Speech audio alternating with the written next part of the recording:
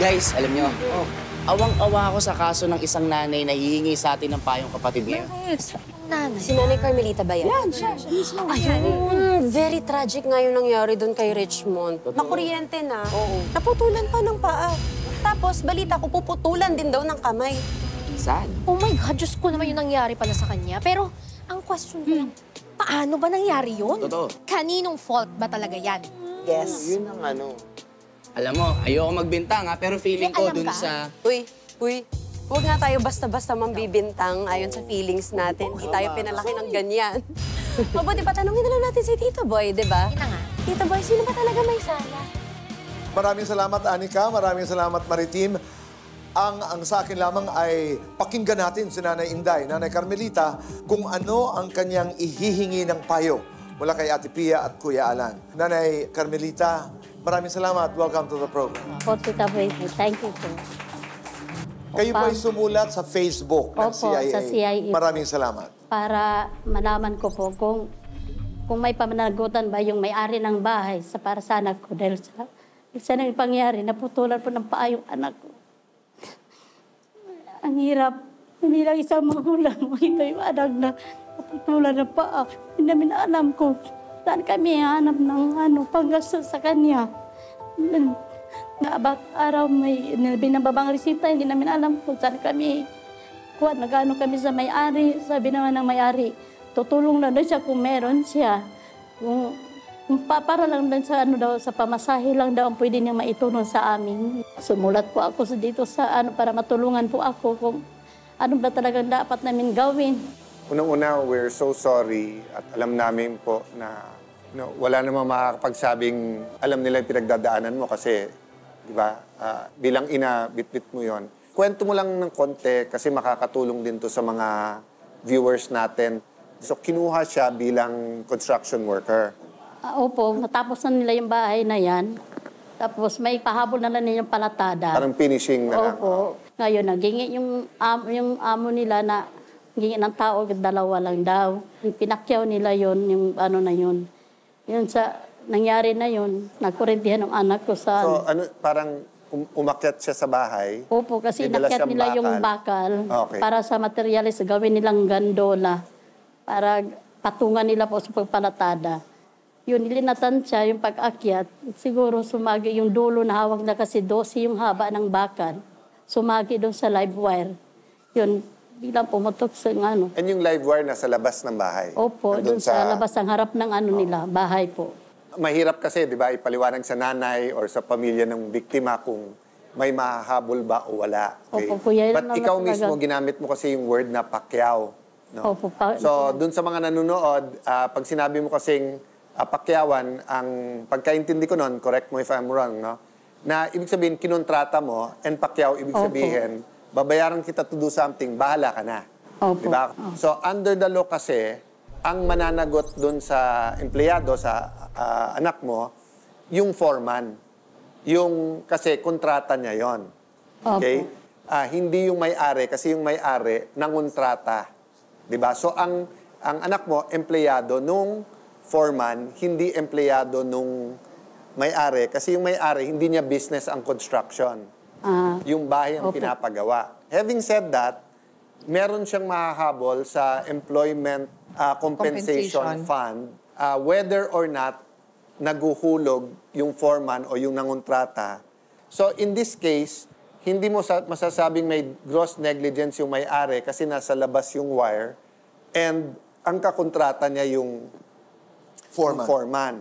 Hindi naman niya masasabing sagot niya lahat ng empleyado doon kasi nga may kontrata unless nga may gross negligence on his part na yung mismong foreman madidemanda siya, no? So I mean, di ba, I know pagka ganyan iniisip mo lang yung health ng bata, paano na siya magtatrabaho, etc. That's why I'm happy na nadala ka dito kasi kahit papaano, di ba, hindi lang talaga legal advice bibigay namin at tulong. But you know, malungkot man ako sabihin na ganyan yung batas, kailangan natin maging klaro para nga yung mga nanonood, alam din nila kung sino matatakbuhan at hindi. So, ang unang-unang lesson din dito is dun sa foreman, kung kukuha kasi, kailangan din may training, may skill. Ako naman, ang idadagdag ko, may prinsipyo kasi na bawal kasi na dalawa yung pagkukuhaan mo. Kasi kung may karapatan kayong kumuha, kailangan klaro saan kayo kukuha ng inyong relief. No? Relief ang tawag doon. Saan kayo kukuha ng relebo. So under the Workers' Compensation Act, itong mga mas bagong graduate kaysa sa akin, di ba yan yung nagsasabing pag nawalan ka ng kamay, ito babayad sa'yo. Pag nawalan ka ng paa, ito ibabayad sa'yo. May ganun yun eh. So, pwede kang mag-claim dyan dahil as an employee, covered dyan yung anak mo. But, pwede ka rin kasi sa civil code. Yung civil code is very basic yan. Nasaktan ako, bayad ka. Sino yung sisingilin mo? Kung sino yung naging negligent. So, pag may nasaktan, ang unang tanong is, paano nangyari? Di ba? Paano nangyari? Sino nagkasala dyan? So, it's either, hindi ako naninisi, no? Pero it's either kulang sa preparasyon, yung contractor, yung foreman na sinasabi mong kamag-anak mo, kulang sa preparasyon dun sa paggawa ng project na yon, or kulang yung anak mo din sa tamang proseso para masigurado niyang hindi siya madikit sa live wire na yan or kung ano man. So, may chance talaga na merong negligent dyan. Kung anak mo ang negligent, wala kayong makukuha. Aksidente, hindi naman niya sinasadya, pero wala rin pagkukulang ang foreman doon, yung may-ari ng bahay, hindi kayo makakasingil doon. Pero ang importante sa lahat, dahil ikaw ay isang nanay, ako ay isang nanay din, pinaka-importante sa atin is yung kalagayan ng ating anak, di ba? Ilang taon na siya? 22 po. I know as a mother, hindi natin inasa na mangyari sa anak natin yon. Nagkaanak naman ako na mula nung isinilang ko siya, ang dami niyang kapansanan. Siya naman namatay. So magpasalamat tayo sa Diyos, buhay ang anak mo. At maghanap tayo ng mga programa sa kanya. Ito rin yung ate Pia, yung bata na inoperahan mo rin. Ikaw rin nag-sponsor nito. Ikaw rin nag-sponsor sa kanya. Sa kanya?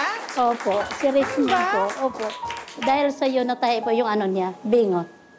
Sino itong anak mo din na ito? Opo. Siya po. Mo? Siya po yung batang inano niya. Kung ano man support na directly namin mabibigay na financial sa doktor, asahan mo.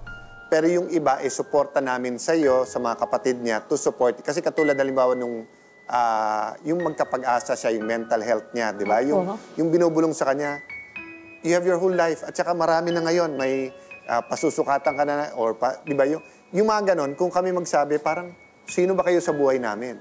Pero kung nanay niya, kapatid niya, di ba, mga kaklase niya. So, you know, even off the air and even after the show, di ba? Especially after the show, especially habang nag-heal siya, huwag mo lang sabihin yung pinansyal. Bukod doon, ano pang pwede naming itulong, hindi direkta sa kanya, but sa inyo, para masuportahan nyo siya.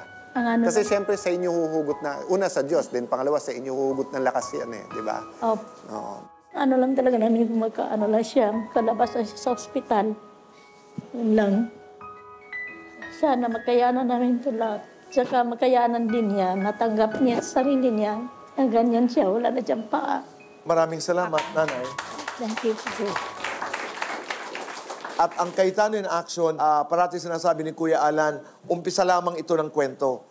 May sasalupo dyan, sila Kuya Larry, para siguruhin na kayo'y matutulungan in whatever way the show can extend. Salamat. Salamat. Salamat po.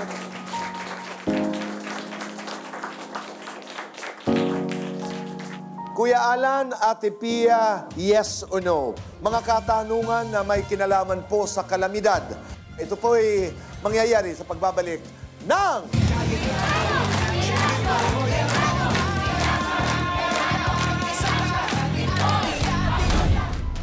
Sa Jose R. Reyes Memorial Medical Center, binisita ng Cayetano in Action Team ang anak ni Nanay Carmelita na si Richmond para makita ng personal ang kanyang kalagayan. Ayon sa doktor ni Richmond, matindi ang kanyang tinamong pinsala at mahaba ang gamutan nito.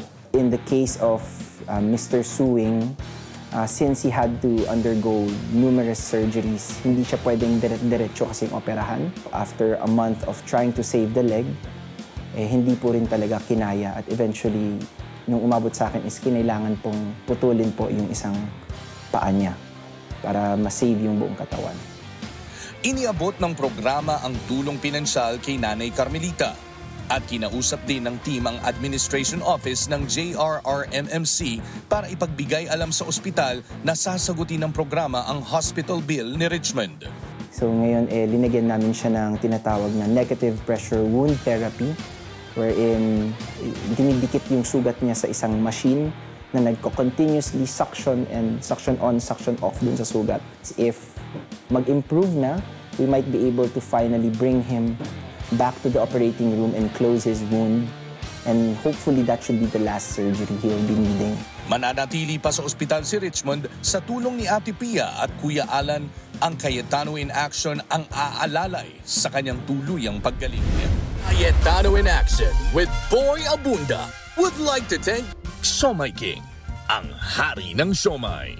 JC Organic Barley, live healthy, choose good life. And Seimada from La Luna Cafe.